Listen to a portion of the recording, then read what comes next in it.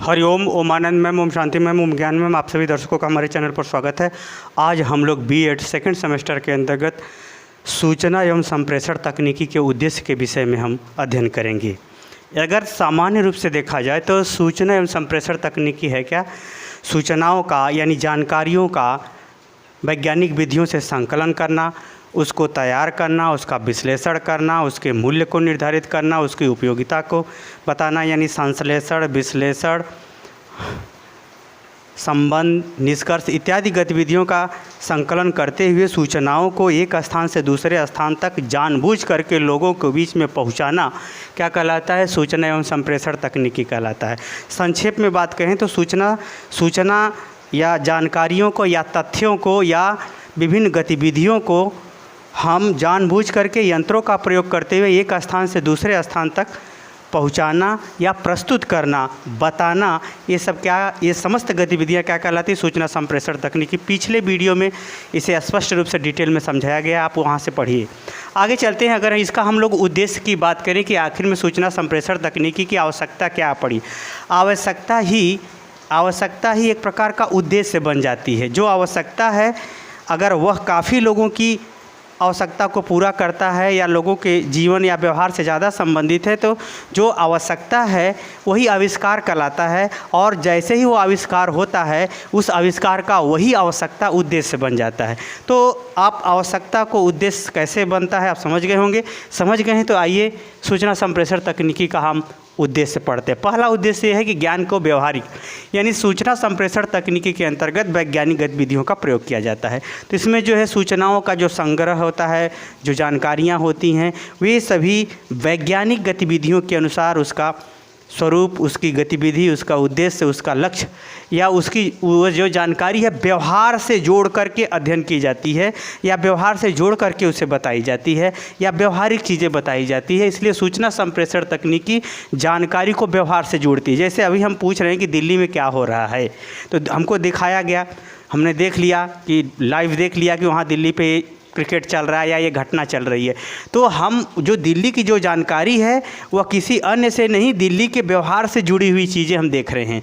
तो ज्ञान को व्यवहार में देखना यह सूचना संप्रेषण तकनीकी का पहला उद्देश्य है कि ज्ञान को एकदम व्यवहारिक रूप में दिखा देना, व्यवहारिक रूप में बता देना, ये पहला उद्देश्य है। दूसरा है अधिगम्य शीघ्रता। इसमें चूंकि विभिन्न यंत्रों का प्रयोग किया जाता है, विभिन्न उपकरणों का प्रयोग किया जाता है, विभिन्न वैज्ञानिक सिद्धांतों का भी प्रयोग किया जाता है, जिसके कारण से बालकों के व्यवहार में परिवर्तन बहुत जल्दी लाया जाता है।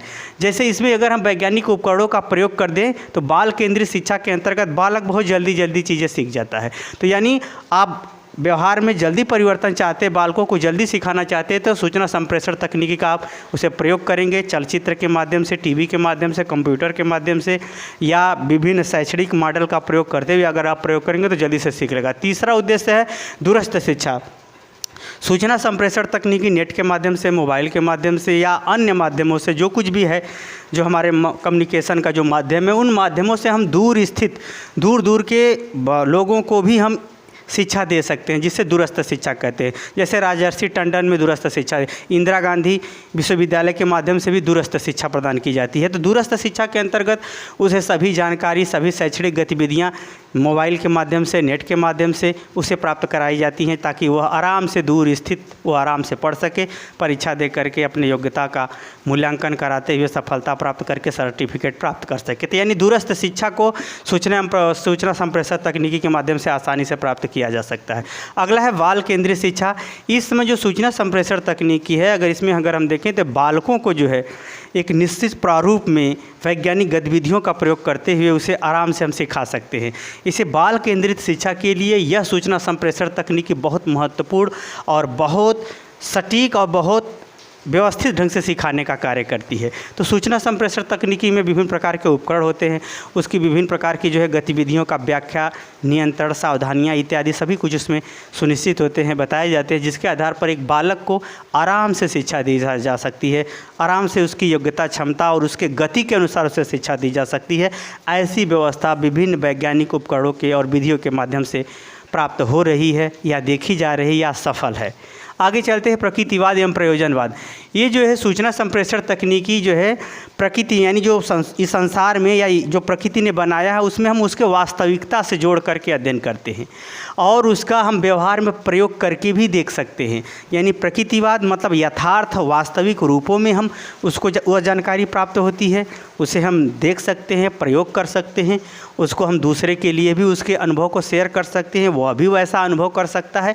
तो यानी सूचना एवं संप्रेषण तकनीकी के माध्यम से व्यक्ति को वास्तविकता और जीवन में उपयोगिताओं से भी उसे जोड़ने का कार्य किया जाता है। यानी यह भी इसका उद्देश्य है कि व्यक्ति को वास्तविक जानकारी हो, प्राकृतिक जानकारी हो, नेचुरल जानकारी हो और साथ ही वह अपने जीवन में उसे प्रयोग करके उसे देख भी सके। ऐसी भी जानकारी, ऐसी भी गतिविधियां इस सूचना संप्रेषण तकनीकी के माध्यम से उपलब्ध कराई जाती हैं। यह भी इसका उद्देश्य। अगला है शिक्षण की सुगमता। जैसे हमने बताया शिक्षण गतिविधियों में विभिन्न प्रकार के जो है वैज्ञानिक उपकरण जैसे प्रोजेक्टर है, स्लाइड है, टाइपराइटर है, नेट है, कंप्यूटर है, सॉफ्टवेयर भी ऐसे ऐसे आ चुके हैं। तो एक साथ बैठा करके हम सबको आराम से जो है उसे हम जो है जिसको कंप्यूटर टेबल लैब भी कहते हैं, तो एक साथ हम आराम से शिक्षा दे सकते हैं। तो शिक्षण के माध्यम इस सूचना संप्रेषण तकनीकी के माध्यम से शिक्षण में ऐसी भी गतिविधियां अपनाई गई हैं जिसमें हम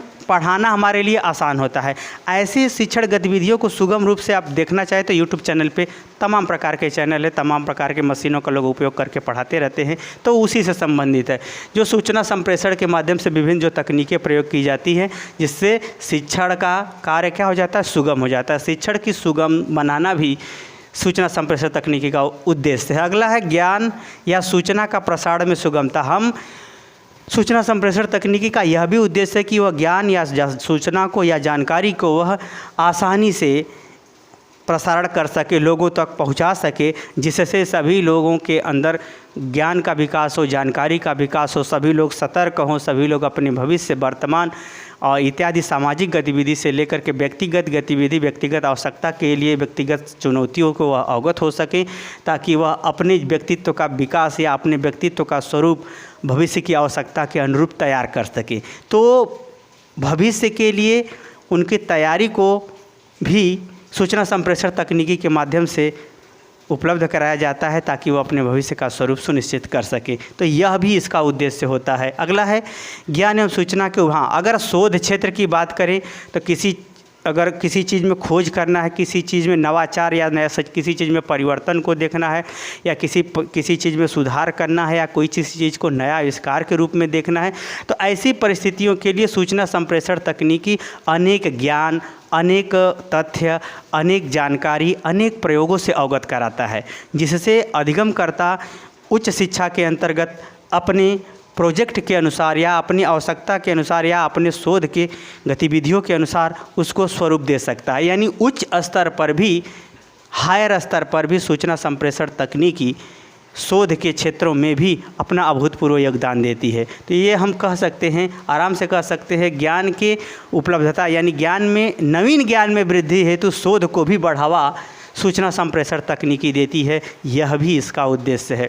आगे चले 9वां की अगर हम बात करें तो शिक्षा में गुणात्मकता या प्रशिक्षण की बात करें तो शिक्षा में क्वालिटी देना, शिक्षा में चमक देना, शिक्षा में रुचि उत्पन्न कर देना, शिक्षा में तत्परता को बढ़ा देना, शिक्षा में विभिन्न जानकारियों को जोड़ते हुए एक प्रकार से छात्रों में ऊर्जा भर देना, या शिक्षा को सौंदर्यपूर्ण ढंग से प्रस्तुत करते हुए अधिगम की रुचि को बढ़ा देना, या अधिगम करा सकने वाली गतिविधियों का भी निर्माण या आयोजन सूचना संप्रेषण तकनीकी के माध्यम से किया जाता है। जैसे आप लोग कहते हो कि वहाँ जो है टीचर जो है पढ़ाते हैं तो उनकी क्या व्यवस्था है, सब कुछ स्पष्ट दिखता है, जो समझाते हैं एकदम जो है वो इलेक्ट्रॉनिक जो बोर्ड होता है उसके माध्यम से हम लोग आराम से समझ जाते हैं, बड़े सुगमता से समझ जाते हैं, उसमें टीचर गायब हो जाता है, आ जाता है। तो ये सब जितनी बातें हैं वो शिक्षा में एक प्रकार से जो गुणात्मकता या शिक्षा में जो चमक भरी गई है वह सूचना संप्रेषण की ही तकनीकी की देन है। तो सूचना संप्रेषण तकनीकी शिक्षा के गुणात्मकता या प्रशिक्षण को एक नए आकर्षक रूप में उपलब्ध करा करके अधिगम को बढ़ावा देती है। तो ये सभी क्या है, उद्देश्य है। मैंने इन सबको समझाने का प्रयास किया है। अब सेंटेंस बनाना आपका काम है। आप इसे समझ गए हो तो झट झट सुनते हुए सेंटेंस बना लीजिए, ताकि आप आराम से लिख सके, समझ सके, बोल सके और नंबर प्राप्त कर सके। तो ये सब इसके महत्वपूर्ण उद्देश्य रहे। मुझे उम्मीद है शिक्षा संप्रेषण तकनीकी का आप उद्देश्य समझ गए होंगे। समझ गए हैं तो कमेंट बॉक्स में ज़रूर बताइए। साथ ही मेरे चैनल को लाइक शेयर सब्सक्राइब भी कीजिए। हरिओम।